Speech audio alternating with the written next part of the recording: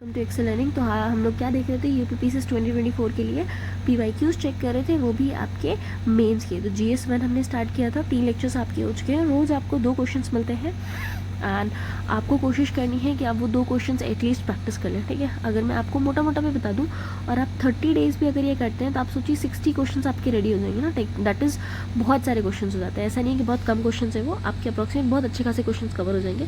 तो कोशिश करिए लिखने की, आ रहा है तो भी लिखिए, नहीं आ रहा है तो भी लिखिए, ठीक है। मैंने पहले भी कहा है, अगर आप ग्रुप में नहीं शेयर कर पा रहे हैं तो कोशिश करिए आप मेरे प्राइवेट उसमें भी मैसेज कर सकते हैं एंड मैं आपको थोड़ा सा इसमें क्रॉस चेक करके बता दूँगी। बिकॉज मैं आपको कह रही हूँ, जब मैंने भी मेंस दिया था तो उस टाइम पे भी ये होता है कि आप जितना लिख के प्रैक्टिस करेंगे ना, वो चीज़ें आपके ध्यान में रह जाएंगी।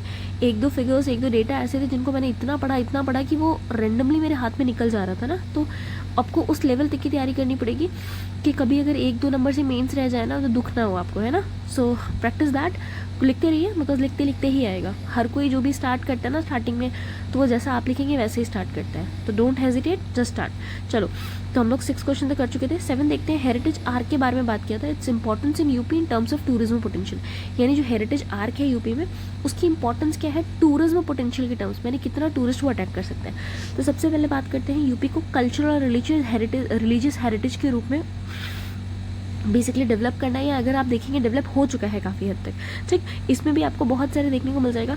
इंपॉर्टेंट स्टेप्स लिए जा रहे हैं हेरिटेज आर्क जैसे, अगर आप देखेंगे, ताकि हम टूरिज्म को प्रमोट कर सकें, ज़्यादा से ज़्यादा टूरिस्ट यहाँ पर आए इसके लिए।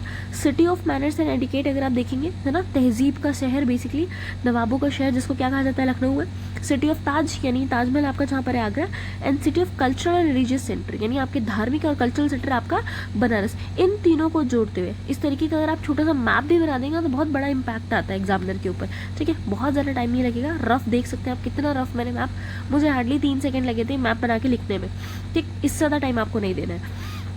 रफ मैप तो एग्जामिनर के लाइन में थोड़ा अच्छा भी हो जाएगा ना। लखनऊ के बारे में, अब आपका हेरिटेज आर्ट में 3 सिटीज़ आती हैं, तीनों के बारे में बात करना है आपको। लखनऊ, नवाबी कल्चर आपको देखने को मिल जाएगा, आर्किटेक्चर देखने को मिल जाएगा, जैसे बड़ा इमामबाड़ा हो गया, रिवर फ्रंट डेवलप किया गया है, साइंस सिटी है, जू है, प्लानिटेरियम है। अब आप चाहें, ठीक है, कुछ पॉइंट इनकेस नहीं आ रहा तो इसको इलाबोरेट भी कर सकते हैं। फिर नियर नवाबगंज बर्ड सेंचुरी अगर आप देखेंगे, दुधवा नेशनल पार्क है, कतर्निया घाट है, तो ये भी आपके कहाँ पर देखने को मिल जाएगा, लखनऊ में। तो आपको सिर्फ ये चीज़ें नहीं, नेचुरल चीज़ें, नेचुरल पार्क्स वगैरह भी देखने को मिल जाएंगे। नेचर लवर्स के लिए भी बहुत अच्छा टूरिस्ट पॉइंट की तरह काम करेगा।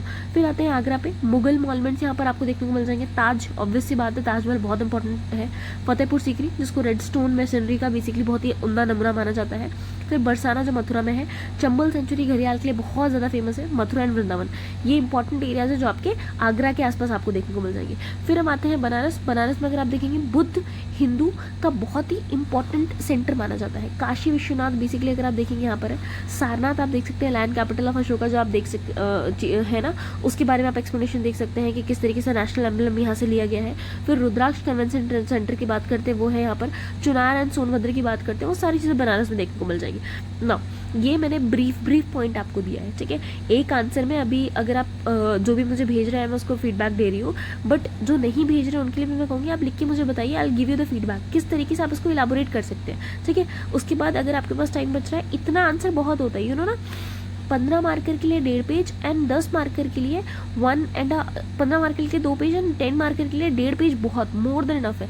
एंड 1.5 पेज भी आपने देखा है ना, यूपीएससी की कॉपी कुछ इस तरीके से होगी एंड साइड में आपकी लाइन्स रहती है, तो बहुत छोटा सा कंटेंट लिखना होता है। तो जितना कंटेंट ही दिखना है इतना ही लिखना है आपको, बस प्रेजेंट अच्छे से करना है एंड वो प्रेजेंटेशन ही आपको सीखनी है, ठीक है। पॉइंट यहाँ दिए हुए हैं। फिर प्लेसेस की बात करते हैं कि ये जो हेरिटेज आर्क है, इसमें डेवलप क्या करना पड़ेगा अगर टूरिज्म पोटेंशियल को हम पूरा अटेन करना चाहते हैं। एयर रोड की कनेक्टिविटी अच्छी होनी चाहिए, इंटर कनेक्शन होना चाहिए तीनों जगहों के बीच में, सफाई होनी चाहिए, एंसिलरी सर्विस, जैसे आप क्या देख सकते हैं, टूरिस्ट फूड हो गया, ठीक है, आपके गाइड हो गया, लॉजेस हो गई, ये सारी चीज़ें अच्छी देखने को मिल जाएंगी। फिर हेरिटेज आर्क की बात करते हैं, मिक्स कल्चर है यूपी का और बेस्ट डेस्टिनेशन है किसी भी टूरिस्ट के लिए। ये पर्टिकुलर आपका एंडिंग स्टेटमेंट है, किस तरीके से आप अपने आंसर को एंड कर सकते हैं। तो ये पूरा मैंने एक ओवरव्यू दिया है आपका, किस तरीके से आंसर होना चाहिए। Try to write it down, है ना, एंड मुझे भेजिए, देन हम लोग इसका फीडबैक देखेंगे। स्मार्ट सिटी मिशन की बात करते हैं, अभी लिखते जाइए। जब मेंस के लिए प्री के बाद तो हम लोग और जोर शोर से लगेंगे इसमें ना, तब मैं आपको पूरा का पूरा फ्रेमवर्क बताऊंगी किस तरीके से आंसर लिखना है। अभी पीवाईक्यूज दिमाग में डालते चाहिए। तो स्मार्ट सिटी मिशन के बारे में था कि इसकी मेन कैरेक्टरिस्टिक डिस्कस की है of cities of eastern UP, यानी ईस्टर्न यूपी की जो आपके डिस्ट्रिक्ट्स, जो शहर इसमें चुने गए हैं स्मार्ट सिटी मिशन में, उनके बारे में सुनिए। सबसे पहले 2015 में लॉन्च हुआ था, थोड़ा इंट्रोडक्शन आपको कुछ नहीं मिल रहा है तो जिस चीज़ के बारे में पूछा है ना उसको एक्सप्लेन कर दो। ट्रांसफॉर अर्बन मिलियो ऑफ इंडिया, यानी अर्बन जो बेसिकली एरिया आपको अर्बन जो पर्टिकुलरली आपकी पॉपुलेशन है उनको किस तरीके से ट्रांसफर करना इंडिया के, इसके लिए लाया गया है। प्रमोट सिटीज़ प्रोवाइडिंग, अब यहाँ पर किस चीज़ की बात हो रही है, कोर इंफ्रास्ट्रक्चर सिटी का होता है, क्लीन एंड सस्टेनेबल एनवायरनमेंट, साफ और सस्टेनेबल एनवायरनमेंट की बात हो रही है, डिसेंट क्वालिटी ऑफ लाइफ किस तरीके से लोगों को आप प्रोवाइड करेंगे, स्मार्ट सोल्यूशन क्या हो सकता है, इन सारी चीज़ों को अटेन करने के लिए यही आपका स्मार्ट सिटी मिशन काम करता है। बेसिकली 100 सिटीज़ इंडिया में चुनी गई थी, 11 आपकी यूपी में थी, और किस तर्ज पे, सिंगापुर और मलेशियन जो सिटीज़ हैं उनके मॉडल की तरह ही हम लोग को इंडिया की सिटीज़ को डेवलप करना है, ये इसका मेन काम था। ठीक, अब एम की बात करते हैं, meet aspiration of population by urban development project. Urban शहरों में जो बेसिकली विकास के या डेवलपमेंट के प्रोजेक्ट्स होते हैं उसके थ्रू हमारी जो अर्बन पॉपुलेशन है उनकी जो एस्पिरेशन है, उनकी जो बेसिकली इच्छा है उसको पूरा करना। ठीक है, मार्च 2023 तक बात करते हैं तो अभी स्मार्ट सिटी मिशन का सिर्फ 40 to 45% वर्क ही कंप्लीट हुआ है, बाकी है। और अगर देखेंगे तो इसमें ई गवर्नेंस की बात होती है, आईटी कनेक्टिविटी की बात है, सॉलिड वेस्ट मैनेजमेंट है, वाटर, इलेक्ट्रिसिटी, ठीक, इसके बाद ट्रांसपोर्टेशन, ये सारी चीज़ अगर आप देखेंगे तो आपका स्मार्ट सिटी मिशन के अंतर्गत आएगा। ठीक है, स्मार्ट सिटी जो मिशन है उसके अंदर में सारी चीज़ें कवर करने की बात करिए। ठीक है, हाउसिंग वगैरह सब कुछ आ जाएगा। फिर आते हैं प्रयागराज, अब दो आपकी ईस्टर्न यूपी की सिटीज़ ले लेते हैं, प्रयागराज और बनारस। ठीक, प्रयागराज में देखेंगे तो त्रिवेणी संगम अगर आप सिटी की बात करेंगे, पॉपुलस सिटी है आपकी यूपी की, जुडिशियल स्पिरिचुअल दोनों इंपॉर्टेंस है यहाँ पर। जुडिशियल भी आप जानते हैं यहाँ पर हाईकोर्ट देखने को मिल जाएगा, इसकी ब्रांच लखनऊ में बैठती है। Cater rising demand urban population Prayagraj, Prayagraj की जो बढ़ती हुई पॉपुलेशन है उसकी डिमांड को किस तरीके से फुलफिल कर सकते हैं, वहाँ पर रहने के लिए लोगों की बात करेंगे तो किस तरीके से आप अफोर्डेबल हाउसिंग प्रोवाइड कर सकते हैं गरीब लोगों को भी।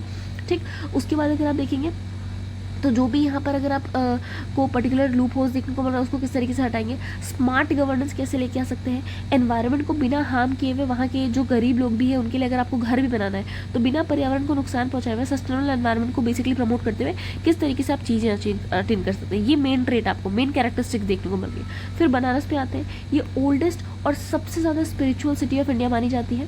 वेस्ट टू वेल्थ, किस तरीके से वेस्ट को हमें वेल्थ में कंडक्ट करना है, रुद्राक्ष कन्वेंशन सेंटर एंड जो बाकी चीज़ें हमने पीछे भी देखी है आपके पेपर में वो भी आप इसमें यूज़ कर सकते हैं। ठीक, so this is regarding smart city mission के बारे में, क्या है, क्या क्या चीज़ें प्रमोट करनी है, क्या इसका एम है, कितना भी अचीव किया है, और क्या क्या चीज़ें इसके अंदर में आती हैं, और यूपी के कंटेक्स्ट में कौन सी दो आपकी सिटीज़ है, उन सिटीज़ में हमको क्या क्या चीज़ें डेवलप करनी है, ये सारा इसमें लिखा हुआ है। Again I would say answer लिखिए, नहीं किसी से शेयर करना है, कोई बात नहीं, आप अपने आंसर को ना खुद ही एनहांस करेंगे। ठीक है, कोई आपको नहीं मिल रहा है आपका आंसर चेक करने के लिए, कोई परेशान होने की जरूरत नहीं है, आप लिखते जाइए, आप देखेंगे थोड़े दिन बाद ना आपके आंसर की क्वालिटी अपने आप एनहांस हो रही है, किसी से आपको रिव्यू कराने की जरूरत नहीं है, बस लिखिए किसी तरीके से, स्टार्ट करिए, किसी को मत बताइए आपने लिखना स्टार्ट किया, आपको शर्म लग रही है, जो भी लग रहा है, XYZ कुछ भी रीजन हो सकता है, बट लिखिए। ठीक है, मुश्किल से 5 मिनट लगेगा एक आंसर लिखने को, पूरा ओवरव्यू मैंने दे दिया, आपको सिर्फ लिखना है देख के। ठीक है, अपने टर्म्स में लिखना है, किस तरीके से ये जो मैंने गंदा सा रायता फैला हुआ है ना इसको इस रायते को सॉर्ट आउट करना है और नथिंग एल्स। ठीक है, सो मिलते हैं अपने नेक्स्ट सेक्शन में,